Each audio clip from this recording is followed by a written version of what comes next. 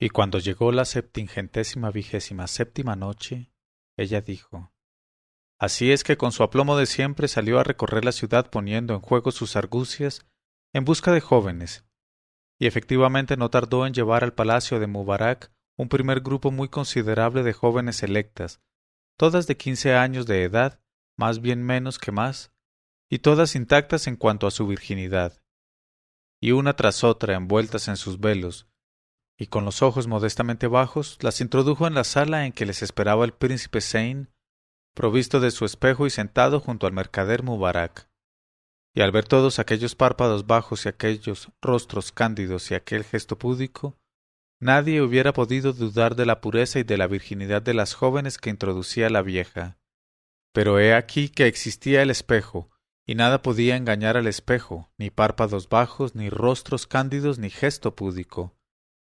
En efecto, cada vez que entraba una joven, el príncipe Zeyn, sin pronunciar palabra, volvía el espejo hacia la joven que había de inspeccionar y miraba. Y aparecía ella en el espejo toda desnuda, a pesar de las numerosas vestiduras que la cubrían, y no resultaba invisible en ninguna parte de su cuerpo, y se reflejaba su historia con sus menores detalles, igual que si la hubiese colocado en un cofrecillo de cristal diáfano. Y he aquí que, cada vez que el príncipe Zeyn inspeccionaba en el espejo a las jóvenes que entraban, estaba lejos de ver una historia minúscula en forma de almendra sin cáscara, y se asombraba prodigiosamente al comprobar en qué abismo sin fondo habría podido arrojarse o arrojar desatentadamente al anciano de las 3 islas, a no ser por el recurso del espejo mágico. Y después del examen desechaba a todas las que entraban, sin explicar empero a la vieja el verdadero motivo de su abstención, porque no quería perjudicar a aquellas jóvenes descubriendo lo que había velado a Alá y revelando lo que por lo común estaba oculto, y se limitaba a limpiar con la manga cada vez el vaho denso que acababa de empañar el espejo al aparecer la imagen.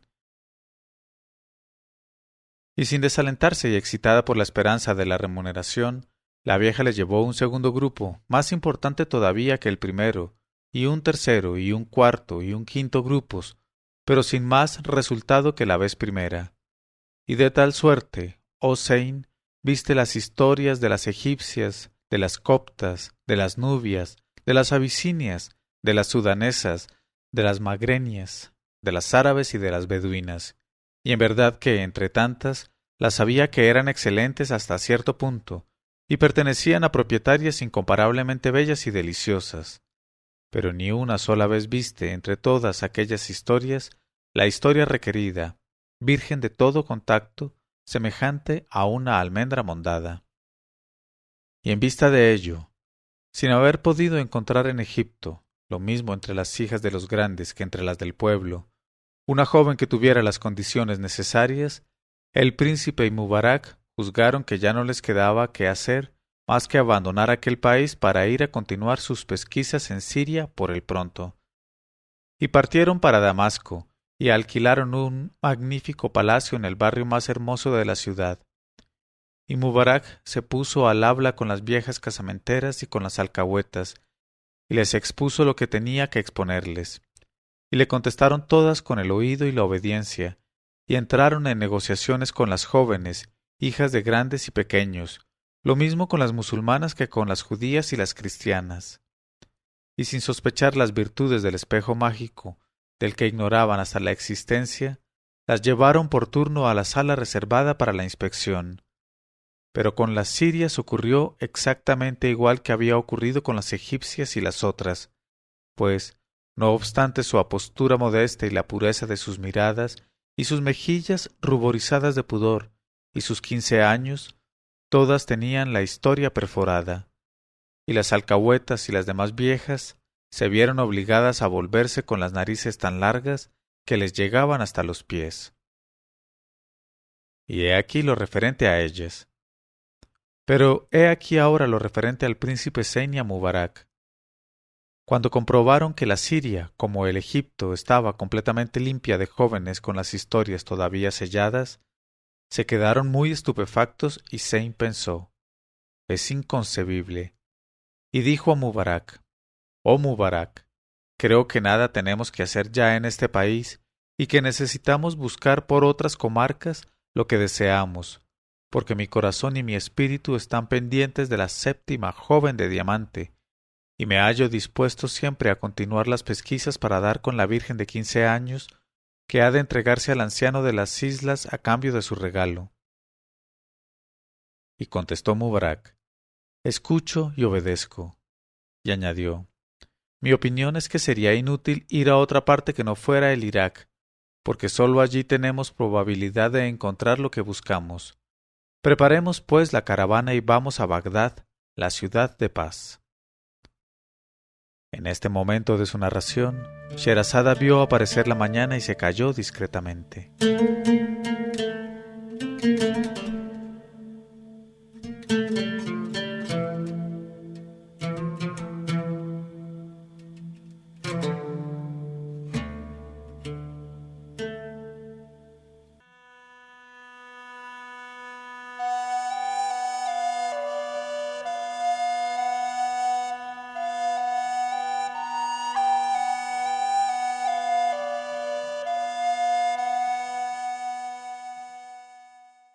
Y cuando llegó la 728ª noche, ella dijo: preparemos pues la caravana y vamos a Bagdad, la ciudad de paz.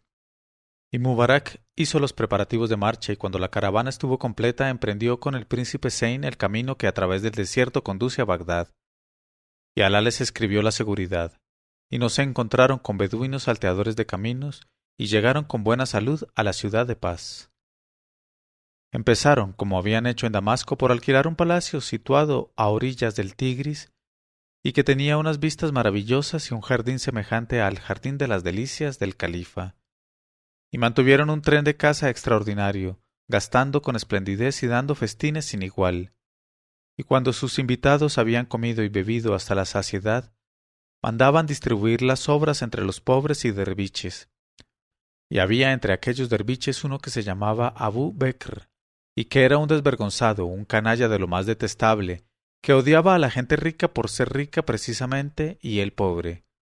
Pues la miseria endurece el corazón del hombre dotado de alma baja, en tanto que ennoblece el corazón del hombre dotado de alma elevada. Y como veía la abundancia y los bienes de Alá en la morada de los recién venidos, no necesitó más para tomar aversión a ambos. Y así es que un día entre los días fue a la mezquita para la plegaria de la tarde y exclamó en medio de la muchedumbre congregada allí: «Oh creyentes, habéis de saber que han venido a habitar en nuestro barrio 2 extranjeros que a diario gastan sumas considerables y hacen alarde de sus riquezas únicamente para deslumbrar los ojos de los pobres como nosotros. Pero no sabemos quiénes son esos extranjeros, e ignoramos si son unos malvados que se escaparon de un país con bienes considerables para venir a derrochar en Bagdad el producto de sus latrocinios y el dinero de viudas y de huérfanos. Por el nombre de Alá y los méritos de nuestro Señor Mohamed, con él la plegaria y la paz, os conjuro pues a que os pongáis en guardia contra esos desconocidos y no aceptéis nada de su falsa generosidad. Además, si nuestro amo el califa llega a saber que en nuestro barrio hay hombres así, a todos nos hará responsables de sus hazañas y nos castigará por no haberle advertido. Pero en cuanto a mí, he de declararos que retiro mis 2 manos de ese asunto y que no tengo nada de común con esos extranjeros, ni con los que aceptan sus invitaciones y entran en su casa». Y todos los presentes contestaron a una: «Ciertamente tienes razón, oh jeique Abú Bekr, y quedas encargado de redactar una queja al califa acerca del particular para que examine el caso». Después salió de la mezquita toda la asamblea, y el derviche Abú Bekr regresó a su casa para meditar la manera de hacer daño a los 2 extranjeros. Entretanto, no tardó Mubarak en saber, por decreto del destino, lo que acababa de ocurrir en la mezquita, y le atemorizaron mucho los manejos del derviche, y pensó que, como la cosa moviera ruido, no le sería posible inspirar confianza a las alcahuetas y casamenteras. Así es que, sin pérdida de tiempo, metió en un saco 500 dinares de oro y corrió a casa del derviche, y llamó a la puerta, Y fue a abrirle el derviche y al reconocerle le preguntó con acento colérico: ¿Quién eres? ¿Y qué quieres? Y el otro contestó: Soy tu esclavo Mubarak, oh Imán Abu Bekr, amo mío, y vengo a verte de parte del emir Zein, que ha oído hablar de tu ciencia, de tus conocimientos y de tu influencia en la ciudad, y me ha enviado para que te rinda sus homenajes y le ponga por completo a tu disposición. Y a fin de demostrarte su buena voluntad, me ha encargado que te entregue esta bolsa con 500 dinares como homenaje de un leal a su soberano, excusándose contigo de no guardar proporción al regalo con la inmensidad de tus merecimientos. Pero si Alá quiere, en días sucesivos no dejará de probarte más aún todo lo agradecido y lo perdido que se halla en el desierto sin límites de tu benevolencia.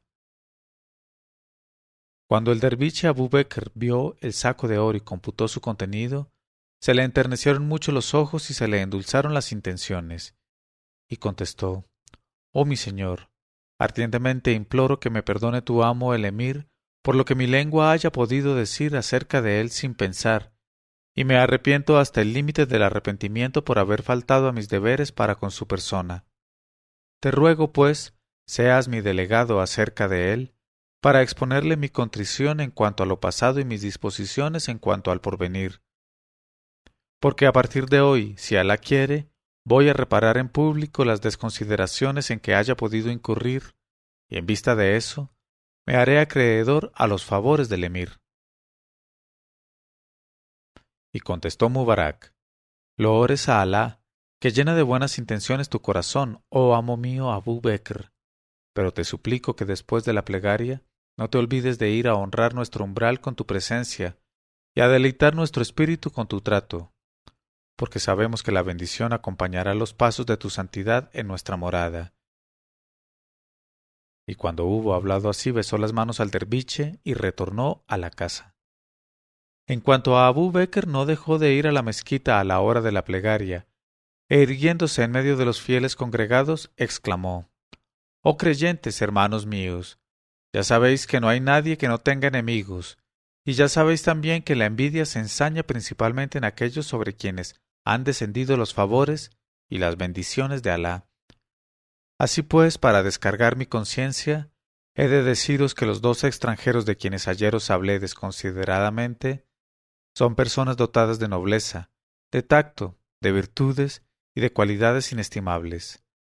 Además, los informes que adquirí respecto a ellos me permiten afirmar que uno de los tales es un emir de alto rango y mucho mérito, y su presencia solo bien puede hacer a nuestro barrio.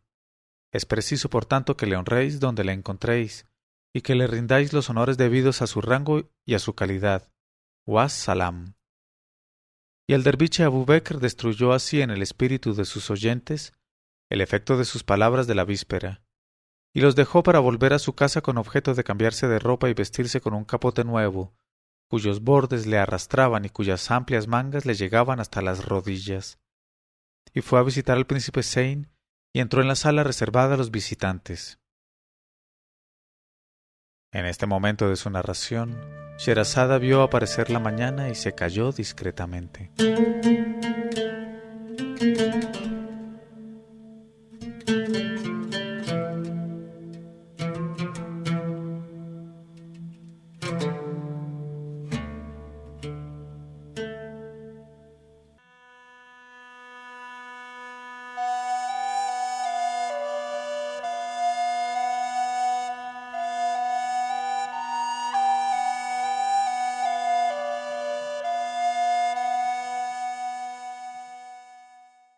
Pero cuando llegó la 729ª noche, ella dijo: Y fue a visitar al príncipe Zein y entró en la sala reservada a los visitantes, y se inclinó hasta la tierra en presencia del príncipe, que le devolvió su salema y le recibió con cordialidad, y le invitó a sentarse en el diván al lado suyo.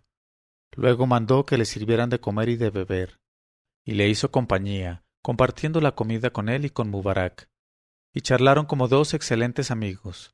Y el derviche, completamente conquistado por los modales del príncipe, le preguntó: Oh mi señor Zein, ¿piensas iluminar por mucho tiempo nuestra ciudad con tu presencia? Y Zein, que no obstante su tierna edad era muy avisado y sabía sacar provecho de las ocasiones deparadas por el destino, le contestó: Sí, oh mi señor imán, mi intención es vivir en Bagdad hasta que logre mi propósito.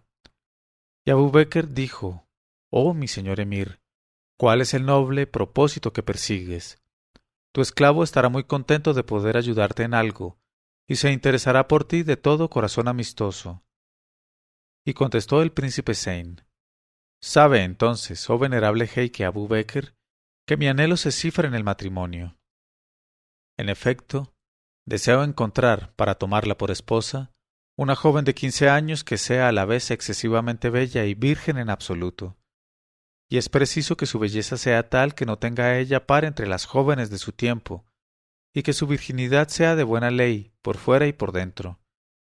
Y ese es el propósito que persigo, y el motivo que me condujo a Bagdad, tras de impulsarme a residir en Egipto y en Siria.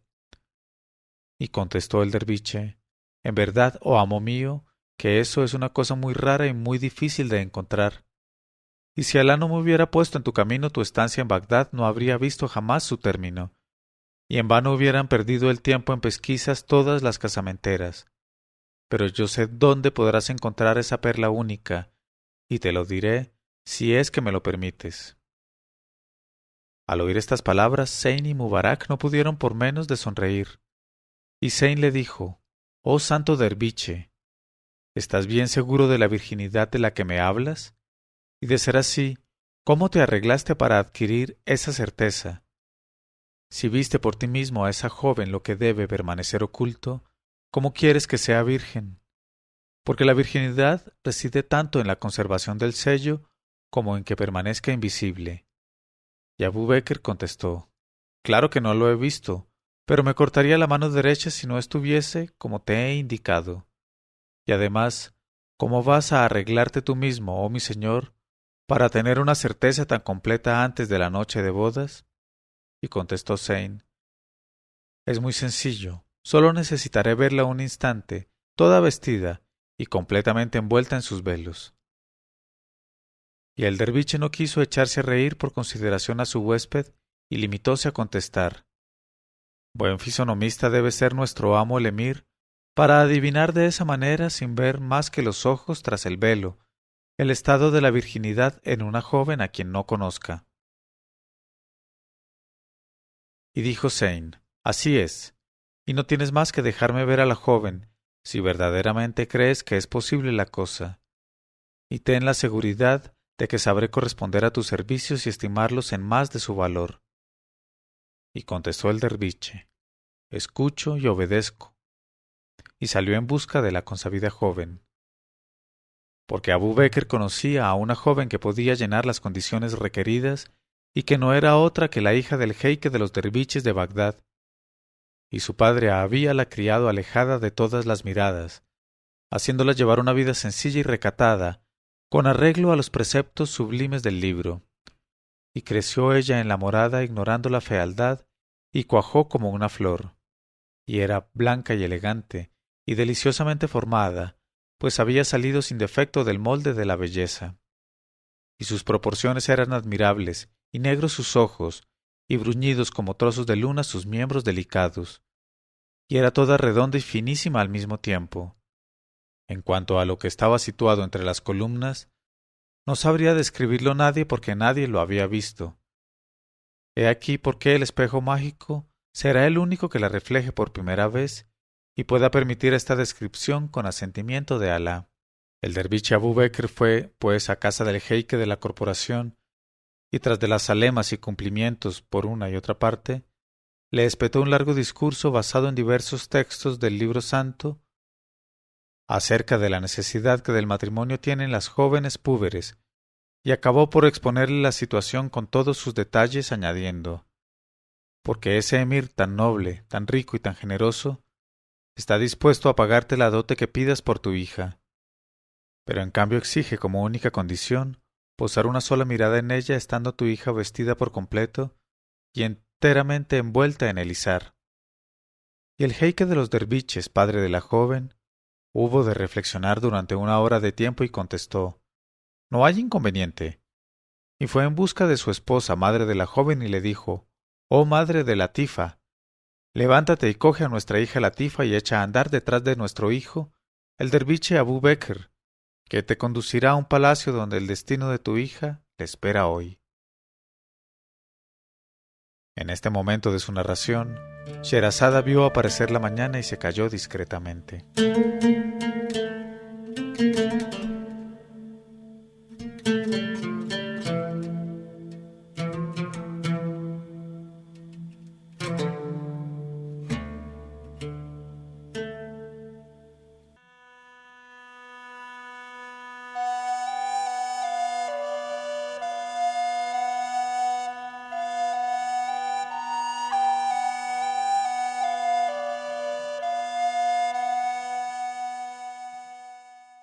Pero cuando llegó la 730ª noche, ella dijo: «Oh madre de Latifa, levántate y coge a nuestra hija Latifa y echa a andar detrás de nuestro hijo el derviche Abú Bekr, que te conducirá a un palacio donde el destino de tu hija la espera hoy». Y la esposa del jeique de los derviches obedeció enseguida, y se envolvió en sus velos, y fue al aposento de su hija y le dijo: «Oh hija mía Latifa, tu padre desea que salgas hoy por primera vez conmigo». Y tras de peinarla y vestirla salió con ella y siguió, a 10 pasos de distancia, al derviche Abú Bekr, que las condujo al palacio donde les esperaban Zeyn y Mubarak, sentados en el diván de la sala de audiencia. Y entraste, oh Latifa, mostrando tus grandes ojos negros muy asombrados tras el velillo de tu rostro, porque en tu vida habías visto otra cara de hombre que la cara venerable de tu padre, el jeique de los derviches. Y no bajaste los ojos, pues no conocías la falsa modestia, ni el falso pudor, ni ninguna de las cosas que de ordinario aprenden las hijas de los hombres para cautivar los corazones, sino que lo mirabas todo con tus hermosos ojos negros de gacela temblorosa, vacilante y encantadora. Y al verte aparecer el príncipe Zeyn sintió que se le huía la razón, porque entre todas las mujeres de su palacio de Basra y todas las jóvenes de Egipto y de Siria, no había visto a ninguna que, de cerca o de lejos, se pudiera comparar a ti en belleza. Y el espejo te reflejó toda desnuda, y así pudo ver él, acurrucada en lo alto de las columnas, semejante a una pequeñísima palomita blanca, una milagrosa historia sellada con el sello intacto de Soleimán, con él la paz y la plegaria. Y la consideró más atentamente, y en el límite del júbilo comprobó que tu historia, oh Latifa, era de todo punto semejante a una almendra mondada. Gloria a Alá que conserva los tesoros y los reserva a sus creyentes. Cuando el príncipe Zeyn, gracias al espejo mágico, vio cómo estaba la joven que hubo de buscar, encargó a Mubarak que inmediatamente fuera a hacer la petición de matrimonio. Y Mubarak, acompañado de Abú Bekr, el derviche, fue al punto a casa del jeique de los derviches, le transmitió la petición de matrimonio y le pidió su consentimiento. Y le condujo al palacio, y se envió a buscar al cadí y a los testigos, y se extendió el contrato de matrimonio. Y se celebraron las bodas con una pompa extraordinaria, y Zeyn dio grandes festines e hizo muchas dádivas a los pobres del barrio. Y cuando se marcharon todos los invitados, Zeyn retuvo con él al derviche Abú Bekr y le dijo: «Has de saber, oh Abú Bekr, que esta misma tarde partimos para un país bastante lejano. Y mientras vuelvo a Basra, he aquí para ti 10.000 dinares de oro como remuneración por tus buenos servicios. Pero Alá es más grande, y algún día podré probarte mejor mi gratitud». Y le dio los 10.000 dinares pensando nombrarle un día gran chambelán cuando llegara a su reino. Y después que el derviche le besó las manos, dio la señal de partida. Y colocaron a la joven virgen en una litera a lomos de un camello, y Mubarak abrió la marcha, y Zeyn marchó el último, y acompañados de su séquito emprendieron el camino de las 3 islas. Como las 3 islas estaban muy lejos de Bagdad, el viaje duró largos meses, durante los cuales el príncipe Zeyn se sentía a diario más prendado cada vez de los encantos de la maravillosa joven virgen convertida en su esposa legal, y la amó con todo su corazón, porque ella atesoraba en sí dulzura, hechizos, gentileza y virtudes naturales. Y por primera vez experimentó él los efectos del verdadero amor, cuya existencia nunca hasta entonces hubo supuesto. Así es que, con gran amargura en el corazón, vio llegar el momento de entregar la joven al anciano de las 3 islas, y varias veces estuvo tentado de desandar el camino y volverse a Basra, llevándose a la joven, pero le retenía el juramento que había hecho al anciano de las 3 islas, y no podía dejar de mantenerlo. Entretanto, llegaron al territorio vedado y por el mismo camino y los mismos procedimientos de antes, arribaron a la isla en que residía el anciano, y tras de las zalemas y los cumplimientos, Zeyn le presentó a la joven toda tapada, y al propio tiempo le entregó el espejo y sus mismos ojos parecían 2 espejos. Y al cabo de algunos instantes se acercó a Zeyn y colgándose a su cuello, le besó con mucha efusión y le dijo: En verdad, Sultán Zeyn, que estoy muy contento de tu diligencia por complacerme y del resultado de tus pesquisas, porque la joven que me traes es tal y como yo la anhelaba. Es admirablemente bella y supera en encantos y en perfecciones a todas las jóvenes de la tierra. Además, está virgen y con virginidad de buena ley, ya que se la diría sellada con el sello de nuestro señor Solimán ben Daud, con ambos la plegaria y la paz. Por lo que a ti se refiere, no tienes más que volver a tus estados, y cuando entres en la segunda sala de losa en donde están las 6 estatuas, encontrarás allí la 7ª que te he prometido, y que por sí sola vale más que otras 1000 juntas.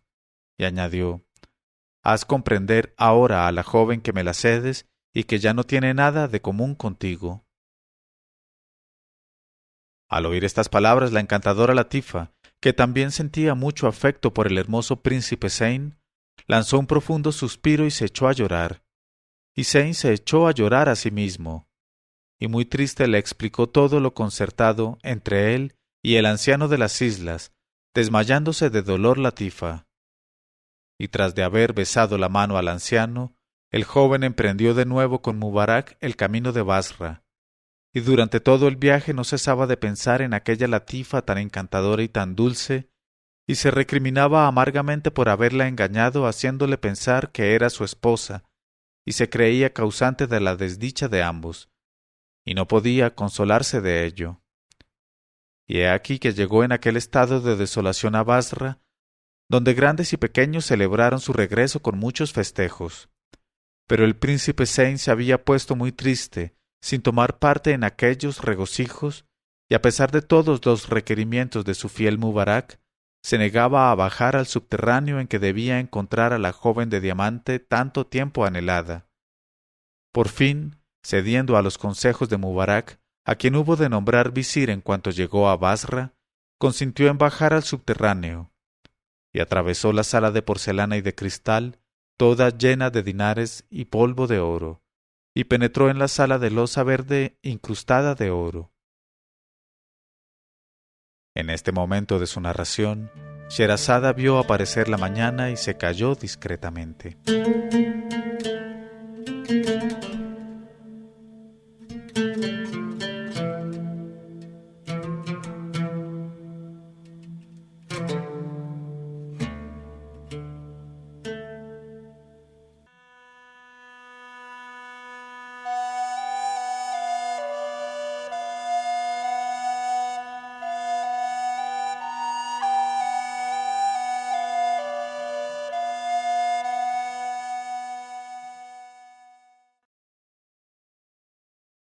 Y cuando llegó la 731ª noche, ella dijo: Y atravesó la sala de porcelana y de cristal, toda llena de dinares y polvo de oro, y penetró en la sala de losa verde incrustada de oro, y vio las 6 estatuas en sus respectivos sitios, y lanzó una mirada distraída al 7º pedestal de oro, y he aquí que en él se erguía sonriente una joven desnuda, más brillante que el diamante, en la cual reconoció el príncipe Zeyn, en el límite de la emoción, la que había conducido a las 3 islas.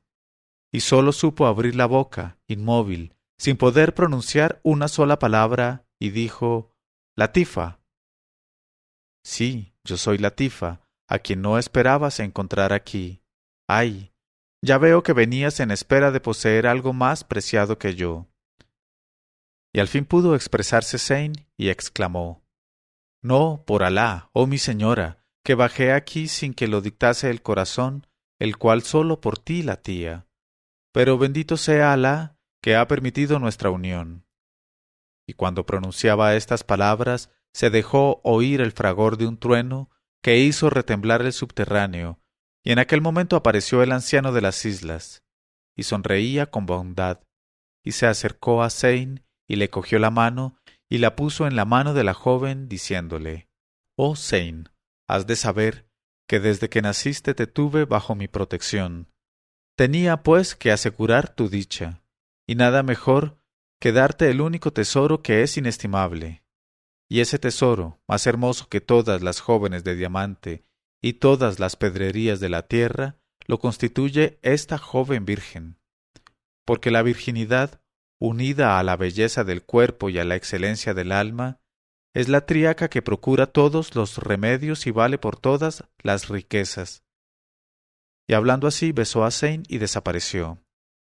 Y el sultán Zeyn y su esposa Latifa, en el límite de la dicha, se amaron con un amor grande, y vivieron largos años la vida más deliciosa y más selecta, hasta que fue a visitarles la separadora inevitable de los amantes y de las sociedades.